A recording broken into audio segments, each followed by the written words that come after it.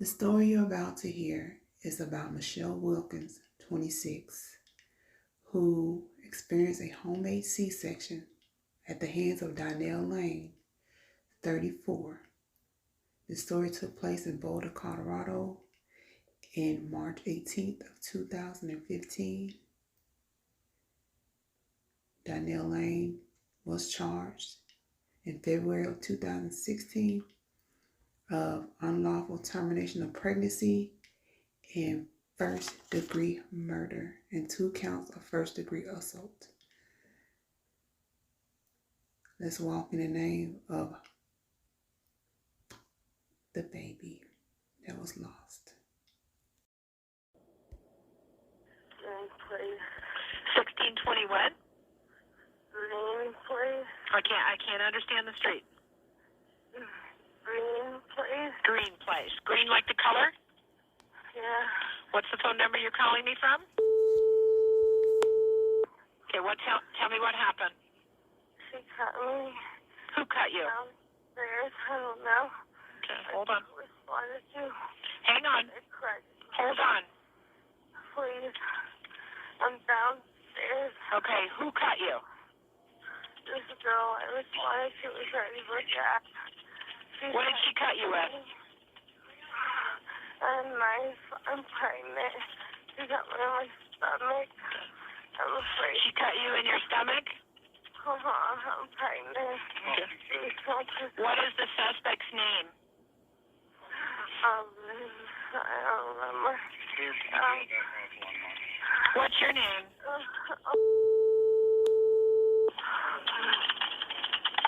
Hang on, okay? I'm going to this. She is. I'm bleeding out. I know you need to stay on the phone with me, okay? I'm getting everybody to you, okay? And then my sister I'm bleeding out. I know, you stay with me, okay? I got everybody coming to help you. You stay on the phone. Don't hang up. 2102, 2121 to 1620 Green Place, 1620 Green Place for a stabbing. That page, Lincoln 13, 1443. I can't understand. What is your name, okay? You're going to stay on the need you to get, can you grab a towel or anything you can get in your hands and put it on your wound and press? How far along are you? 7 months. 7 months? Okay. Are you alone in the house? I don't know. You stay with me. Don't go to sleep. You stay with me. You're downstairs in the basement? And are you alone? Yeah. Okay. I locked the door. Thank you. Michelle, don't you go to sleep, okay? You stay on the phone with me. Can you tell me, did she have any other weapons besides a knife? She broke a glass. She broke a glass? Did she stab you with the broken glass also? Yeah. Okay. Trying to hurt her. Michelle, you need to think real hard and tell me who it is that did this. Tell me the person's name. Think real hard, okay? Don't go to sleep. Stay with me. Tell me who it is. I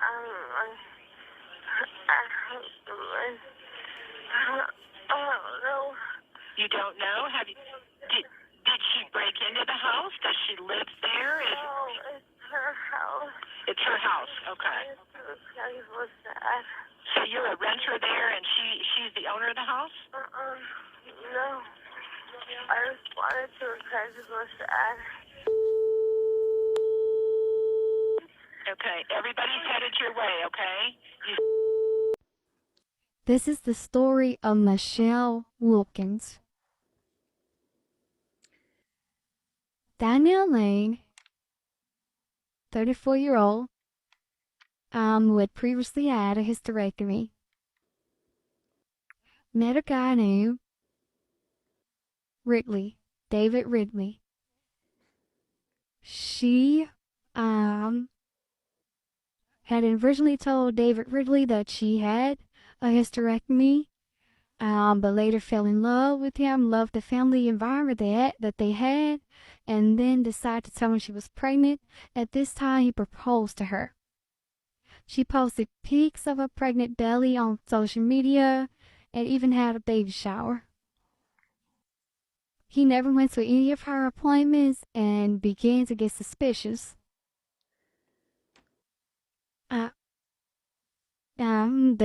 Right before the gruesome act that Danielle performed on Michelle Wilkins, Ridley had told her and her girls would have to leave if he didn't attend the next appointment. So here we are on 3/17. The next appointment is on the 18th, okay?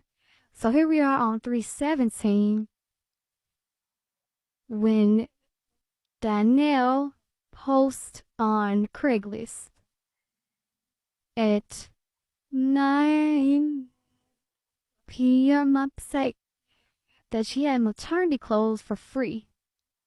And rather quickly, Michelle Wilkins commented that she was interested in the clothes. Michelle Wilkins let her know she's 26 and she's 7 months pregnant, expecting her and her husband's first child. Michelle Wilkins texts the next day because Danielle never got back with her. So she texts the next day around 9:15 and she asks, is it okay for me to meet around Kohl's? Are the Kohl's still available? Danielle takes back, yes, they are. We can meet around 12. Michelle Wilkins says she got there around 11:30. Upon entering the house at 11:35, she noticed that Danielle does not look 2 weeks overdue like she had explained in her Craigslist post. But she said she shrugged it off and she didn't know many women that were pregnant. So she said Danielle gives her the bag of maternity clothes. Then they sit down and they talk. And they talk. And they talk.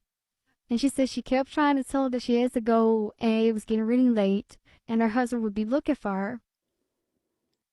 So on the third time she gets up and she's like, I have to go.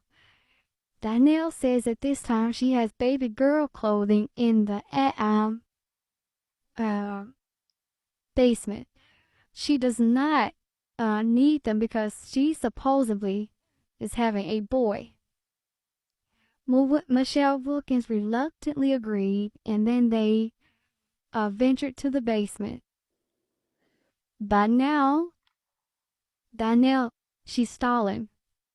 She doesn't really have any clothes, so she's stalling. So then Michelle Wilkins tells her, okay, I don't need the clothes. I have to go. As she was walking up the stairs, she said Danielle slapped her back and it felt as if, something stung her. So she looked back and said, was it a spider? She said, Danielle said, yeah, I got it. But then she said when she began to walk again, Danielle did it again. Then she said it really got weird and said that Danielle said, I'm calling the police. And asked why Michelle would come to her house and do this to her. Michelle said after the third time of her saying that she would call the police, she pulled out her phone and said, I'll call them. She said at that time, Danielle launched at her through her phone, hit her repeatedly in her face with her fist, and began pushing her aggressively until she landed on the bed.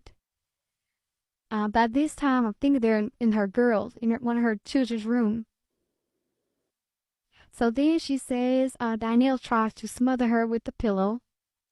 She said she was fighting back and breathing in, trying to breathe. And she ended up knocking the pillow away. And then she says Danielle grabbed something out the window, which we later found out there was a lava lamp.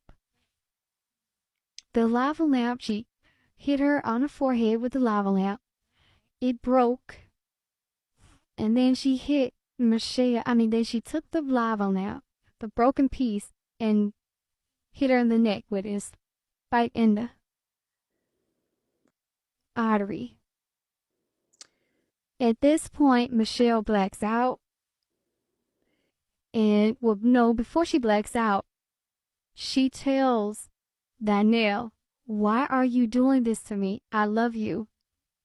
Danielle in turn says, "If you love me, you'll let me do this." And then she passes out. So, while she's out, Danielle takes 2 knives. She slices her from one hip to the other. She takes the baby, puts her, this is a girl, puts her in a tub of a little bit of water. She comes back and she cleans up. She gets rid of all the clothing and put it in the washer. She takes her clothes off and put it in a garbage can. And then she calls David Ridley and tells him to go by their daughter's school and fill out some paperwork just to buy her time so she can finish cleaning up the mess. So she finishes clean up the mess, and David gets home. She tells him she just had a miscarriage and that the baby is not breathing. David said he goes upstairs. Mr. Ridley said he goes upstairs and he sees the baby breathe. So he tells her, "Let's go to the hospital." They get to the hospital and he tells the administrative assistant, "You know what's going on with the baby? They've rushed to get the baby, but she dies." And they take DNA from the mother to see if, that's her baby or whatever, because they get a call, because right while they're at the hospital going through this, Michelle is awake at the house. She wakes up, she says she stands up, she tries to walk, but she looks down, she sees her intestines are falling out. And her feet won't hold her up. But she says she sits back down, she pulls up her maternity pants and kind of pushes her stomach in a little bit. She was fiddling with the phone and she couldn't call anybody some kind of way. I guess her hand was wet and it went to emergency status. And that's when she called 911. And I will have this at the end of this video so you can hear this gruesome 911 call. So make a long story short, Michelle gets to the hospital and she makes it.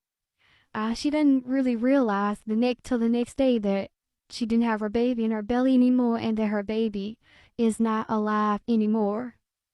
Danielle's telling the police that Michelle attacked her and a lot of bull crap. But she literally cut this lady open because she knew the baby was going to die. She just wanted to have a place to stay for her and her girls. So Mr. Ridley wouldn't leave. She had to prove to him that she was in fact pregnant and that she had a miscarriage. So in court, Danielle did testify, and I was in tears listening to it. They had the picture of the baby, and I will have that in this video as well.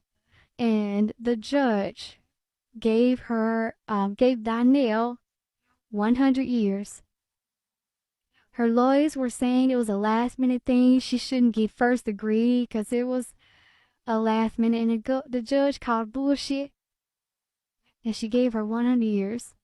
She will not be eligible for parole until she does 100 years. Thanks for listening.